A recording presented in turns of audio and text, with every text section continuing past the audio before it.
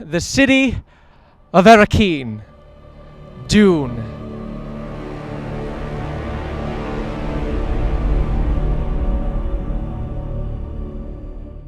My Arrakis, my desert, my Dune. I fucking love Dune Part Two. I love Dune! I love Dune! As you can see, I wanted to talk about it in the desert, because where else do I need to go? Would have loved to go to dunes, but I'm also just too afraid to speak in public. God, isn't this beautiful scenery? It's beautiful down here. I hate it in the summer. I'm in Arizona. We're in lovely Fountain Hills, Arizona, for me to talk to you about Dune Part 2 and why I think it is a masterpiece. Dune Part 2 is at the height of every technical aspect of filmmaking. The performances are great. The soundscape is phenomenal. This is the first time I'm shooting something in public, so I hope nobody comes to look at me and they think I'm fucking crazy, or no Karen comes to get me. I'm sure I'm fine. It's a predominantly white town that I'm in, but you never know. People are like, I am quite nervous. Dune Part 2 is a masterpiece. It is at the height of every technical aspect of filmmaking, in my opinion. It's in the same boat as like Oppenheimer. I would put Dune Part 2 above Oppenheimer in my book as well. But as far as technical aspects go, the visuals of it all, the soundscape, visual effects, the framing, the composition, the performances, it's absolutely incredible. I'm blown away every time that I go to the theaters and fucking see this. I find something new that I absolutely enjoy. Like, I was completely, my breath was taken away from me upon my first watch. But I think that's a mark of a great movie, how your first time you can be completely engrossed in the story, and then you get encapsulated by these large moments. And then each subsequent rewatch, you're finding these new little things to enjoy. Like, on this most recent watch, I think that Paul was using them the entire time, or maybe not so much, but he definitely, his mom barking in his ear, use them, use this, we must revenge your father, you are the Kwisatz Haderach. But I think Jessica was more fitting him into the prophecy, which was probably just a plug and play kind of thing anyways, because the Kwisatz Haderach, a power we've never seen, it seems just like, hey, we made that fucking shit up, it can be whatever the fuck we want it to be anyways. But I feel like Paul had revenge in the back of his mind the entire time, but Chani, who sort of opened up and he's like a teenage guy. He's a big teenage guy. I don't know exactly what his age was supposed to be, but he's a younger guy, and Zendaya's beautiful. Chani is beautiful, so why wouldn't he be enraptured and want to be like, wow, okay. And then his dad wanted him to harness desert power, and that's exactly what he did. He became Fremen. He became Fedaykin. But I think that in the back of his mind, he's like, this is a means to an end, essentially. Like, these people will help me get revenge on my father, and he, in turn, will do what his father always wanted to do. Maybe not exactly in the same way that Duke Leto Atreides had hoped for, but he ended up using that. And my one scene that I'll use for evidence was when they're in the tent after Gurney Halleck comes back, and he sort of re-emerges those thoughts in him and reminds him of his past life instead of his new life. He finds his way, but then his old way finds him. But Gurney Halleck sort of reminds him, he's like, you are Atreides, you should get revenge on the Harkonnens. But they're in the tent, and he's like, we could use my family's atomics. And she's like, power, I thought you didn't want power. And he's like, everything I do, I want to do for the Fremen people. You believe me, right? And you believe me, right? Isn't that some kind of toxic gaslighting fucking bullshit, ladies?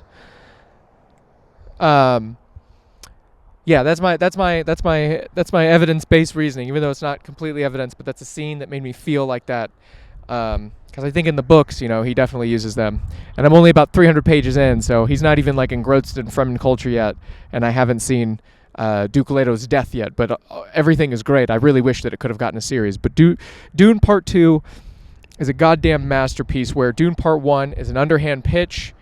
Dune Part 2 fucking knocks it out of the goddamn park. It's absolutely incredible. I'm trying to keep this as quickly as possible because I don't want to look like a fucking freak on the side of the road for as long as I possibly need to. And I forgot my sunscreen. And it's fucking windy. Thankfully, it hasn't blown too much, but I can feel the gusts kicking back up again.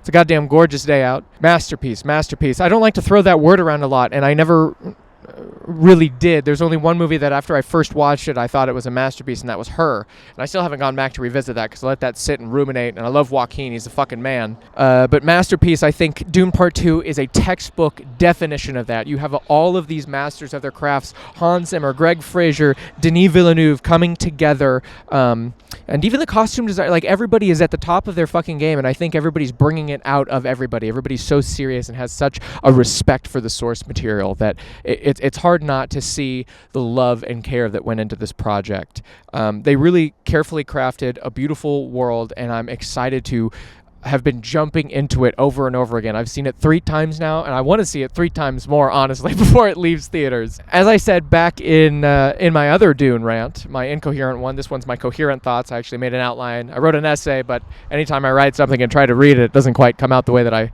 had hoped it would. But I'm questioning my allegiances to the Republic, to democracy of Star Wars. And I'm sure if I watch any of the Star Wars movies, all this blasphemous ideology that's in my head might be swept away, and maybe I'll think that George Lucas isn't a big of a hack as I think he is right now.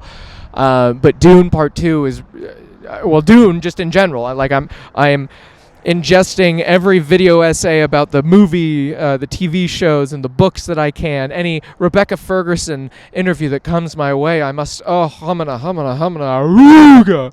You know what I'm saying? Am I right, ladies? Great performance, and everybody stepped their game up in Part 2. That's why I think it sort of blows your fucking socks off when you see Part 1 and then you see Part 2. Javier Bardem, Stilgar, one of my favorite fucking characters in any sci-fi thing I get. Like, Javier Bardem's performance is so effortless and so great, and he brings such a brevity and humor that seemed... the series seemed incapable of when you see how serious the first one was. I mean, everything is still taken seriously, and there's these small little moments. I love when he's telling Paul that he must cross the egg of a desert and beware of a djinn, and he's like, oh, no, seriously. That's so fucking funny. He's so hilarious, and I mean, you see the same thing in interviews. Everybody loves Javier Bardem, and I think he's one of the best actors. Also, Austin Butler blew my pants off. I was like, Austin, please, I have a girlfriend.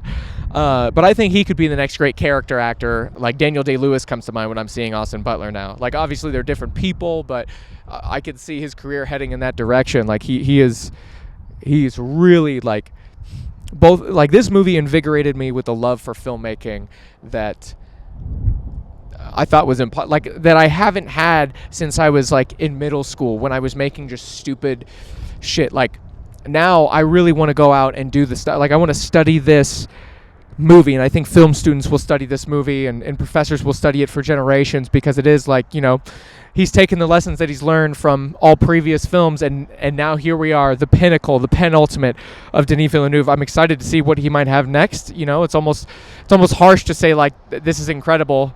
You know, it could be only way to go is down from here, but I'm excited for Messiah. Austin Butler was great. Rebecca Ferguson was great. This movie made me believe Timothée Chalamet is a great actor. I wasn't really super big on him, mostly because I think he was cast for a certain way, but this movie made me apologize for how I had treated Timothée in the past. There's a bunch of big moments that feel like fucking crack and fucking heroin in my veins whenever I think about them. The Worm Ride, when I saw that on the Dune re-release in IMAX, Dune Part 1 re-release in IMAX, they did sneak peek, that's what it is, sneak preview of that Worm Ride scene, and that got me worried because I was like, oh man, are we making it more like, I hate to use Marvel, but, you know, like how typical action adventures are, because there was a bit of humor in that scene, like, don't embarrass us and catch a big one. But when you watch it in the movie, that's why I hate watching clips out of context if you don't have the context, because all the context beforehand makes that scene feel so much more sweet, and like, oh my God, I can't listen to the score of that scene like every 4 hours. I was like, oh my God, I have to get it back into my veins. It's incredible. Oh God, somebody's coming over here and parking. I don't know. I hope I'm not scaring them away. Oh, they're backing in. Let me see what else did I have. Oh God, the Worm Ride scene. Timothée Chalamet fucking breathing very hard, making the world believable. Oh, Desert Spring Tears, when Paul awakens. So, bring me the water of life, and then and he wakes up. That just makes my heart sink. The knife fight, the ending knife fight with Fade Rautha. I just love the lighting and the silence and the echoes from the first movie with his fight with Jamis, showing how far that the character has come. And especially, it could have been the end of Paul. Like this, they were pretty evenly matched, but because he's the fucking Kwisatz Haderach, he has the fucking upper hand, so get wrecked, Fade. The end of the movie is incredible. Denis Villeneuve crafting just a fucking feeling at the... Hang on, I just gotta double check my batteries. Crafting just a feeling. I love that. I love crafting a feeling. That's why some of my endings, I don't know, I like when endings sort of happen abruptly, or, there's no real closing line, but there's the all-encompassing score that sort of, has these callbacks and motifs in it, and we just end with Chani's face like, oh my god. I think it's great. And if she's heading south, it's like the Mahdi must be born in the south or born of Fremen, and yeah, there's all these double meanings, because technically Paul was reborn in the south after he died. The Kwisatz Haderach, the Mahdi, after he drinks the water of life, comes to life in the south, but also Leto II, who is actually the Kwisatz Haderach, or at least maybe, I don't know, I still need to read the book, so don't quote me on that, but is born probably in the south. So that's great. Chani running and laughing after destroying that ornithopter. Oh my god. Peak cinema. She's laughing, and then the thopter crashes and explodes. And that scene was so fucking great. And the fucking 180 pow to the fucking Harkonnen. Incredible. We got more people fucking coming here. I'm gonna wrap this up. There's so much more. There's so much about this movie to like and enjoy. Yeah, Dune Part 2. Fucking masterpiece. I'm gonna get out of here because I'm afraid of what people are gonna say.